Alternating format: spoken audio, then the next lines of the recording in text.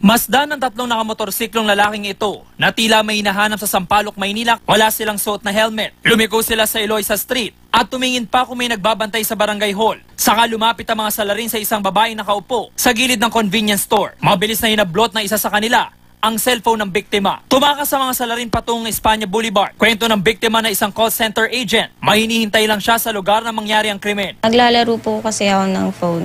Palipas oras lang. Tapos, may bigla pong dumaan na motor. Nagsuspecha na po ako bakit ang lapit po sa akin. Kaya lang po, pag tingala ako, hinablot na po yung phone ko. Wala na raw siyang nagawa sa sobrang takot. Bagamat nahuli ka mang insidente, hindi malinaw na nahagip ang plaka ng motorsiklo ng mga salarin. Hindi naman daw nagkulang ang barangay sa pagpapaalala, lalo't ilang insidente ng snatching ang naitala roon noong nakaraang taon. Sinasabihan ko na sila, huwag sila magsiselfon sa labas. Nakakalimutan nila eh. Kaya reminder sa kanila, huwag sila magsiselfon sa labas.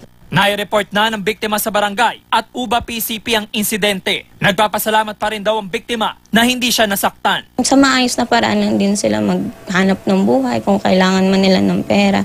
Hindi naman po kailangan magnakaw. Para sa unang balita, James Agustin reporting.